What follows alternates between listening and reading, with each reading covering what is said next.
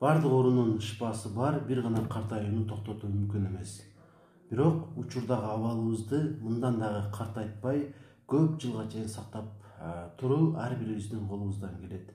Демек ушул маселе боюнча бир аз талкуу кылсак. Картаюуну биз кантип аныктайбыз? Эң негизги элдин көз карашында бул жаш курак. 50 жаш, 60 жаш, 70 жаш. Канча өйдөлгөн сайын ошончолук картайууга жакынат деп эсептелет. Бирок андай дегенибиз менен кээ бир адамды карасаңыз 70 жашта, бирок 50 жаш сыяктуу эле. Кээ бир адамдар бар 40 жашта, 60 жаш сыяктуу. Демек бул туура көз караш эмес. Аны денелик көз карашынан алып караганда ар бир адамдын өзгөчөлүгүнө байланыштуу анын картаюу деңгээлин аныктасак болот. Ал үчүн эң жөнөкөй 2 тестти сиздерге сунуштайм. Биринчиси, дароо ордуңуздан тура калыңыз.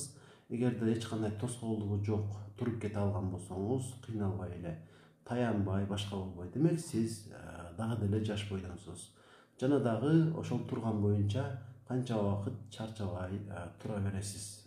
Отурушка, сөйөнүшкө муктаждык болбой тура аласыз канча убакыт. Ушундан аныктасак болот, сиздин туруктуулугуңуздан.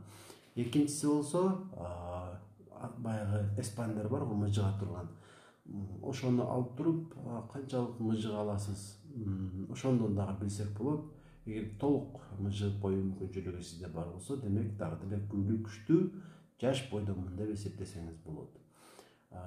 Ушундай тесттер менен аныктап алсак болот өзүбүздүн картайганыбызды. Жана эми картаюуну кечеңдетүүгө багышталган аракеттерди сиздерге сунуштасам. Бул боюнча өтө көп нерселерди айтыш мүмкүн. Мен зарыл сизге керектүү болгон жөнөкөй аткарууга дагы ушундай тапшырмаларды айтып өтөм. Биздин организмибиз үчүн эң керектүү болгон витаминдердин бирөөсү бул витамин D. Ал дээрлик бардык зат алмашууларга катышат.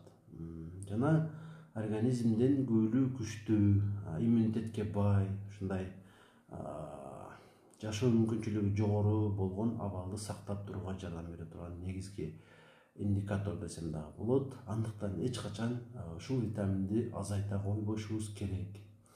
Эми аны кайдан алабыз деген суроого мурда деле көп жолу жооп бергенге аракет кылганмын.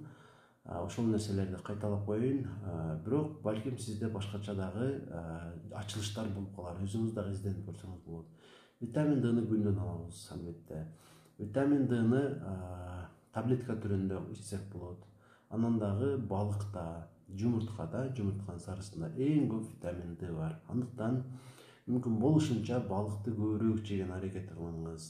Ал сиздин кан тамырларыңыз үчүн эң керектүү болгон азык. Анан жумуртка дагы, бирок жумуртка менен балыкты эч качан кошуп жебеш керек. Бүгүн балык, эртең жумуртка. Ушундай болсо туура болот. Анан дайым ушу экөөүнөн азыктанып деген эреже жок. Болгону ушуларды көбүрөөк колдонгонго аракет кылсаңыз өтө жакшы болот. Анан жаштыкты сактап калуунун дагы бир принциптеринин бири бул булчуң массаны азайтпай жүрүү. Булчуң масса жаш улам өйдөлгөн сайын азайып, омуртка дагы кыскарып, адам бою дагы төмөндөп чөгө баштайт. Ушул булчуң массаны азайтпаш үчүн эң негизги эреже бул кыймыл аракет. Мүмкүн болушунча кыймыл аракетти тагыраак күнүгүүлөр дейинчи, күнүгүүлөрдү ар түрдүүлүгүн байытып, күн сайын аткарып туруу керек болот. Ошондо булчуң масса эч качан азайбайт, сиз дагы картайбайсыз.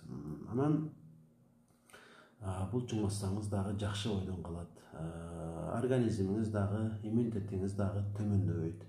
Демек азырча 2 сунуш болду. Витамин Д'ны байытуу, экинчиси болсо көнүгүүлөрдү ар дайым жасап жүрүү. Кара иш менен дагы анча-мынча алектенип турсаңыз жакшы болот. Кийинки сунушум кортизол деген гормон бар. Билесиздер, кортизол гормонун эч качан көбөйтө койбош керек. Ал стресстен пайда болот. Стрессти жоюш керек.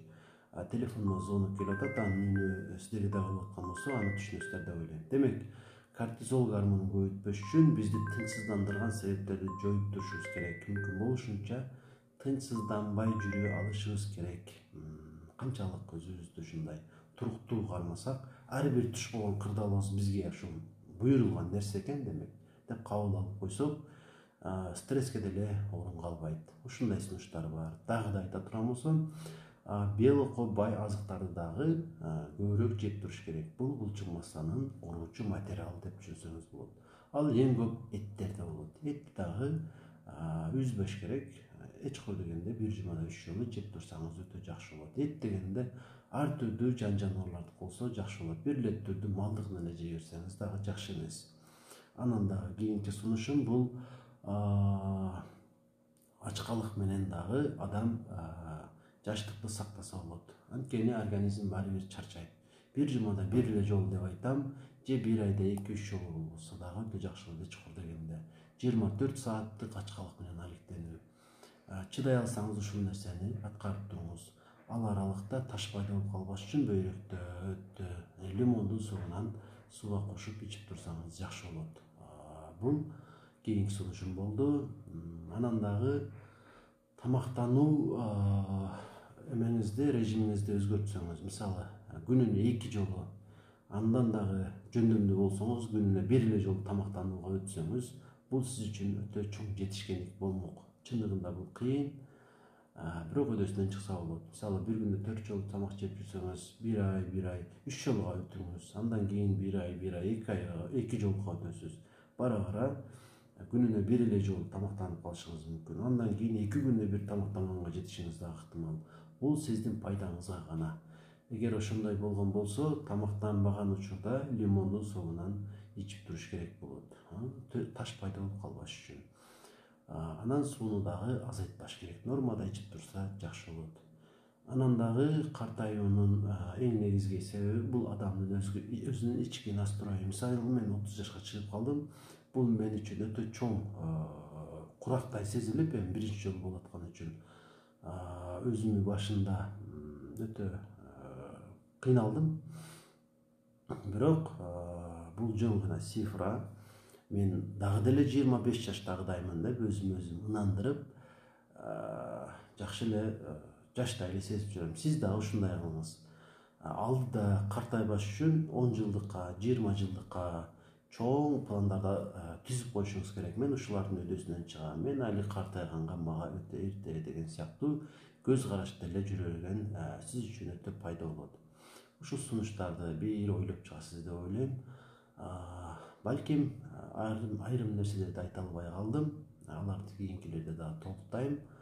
Анан эгерде мен менен байланышып кеңеш алгыңыз келсе, Ош шаарында учурда Добромед деген жеке клиникада иштеп жатам. Телефон номерим комментарийлердин көбүндө эле бар. Байланышып келсеңиздер болот.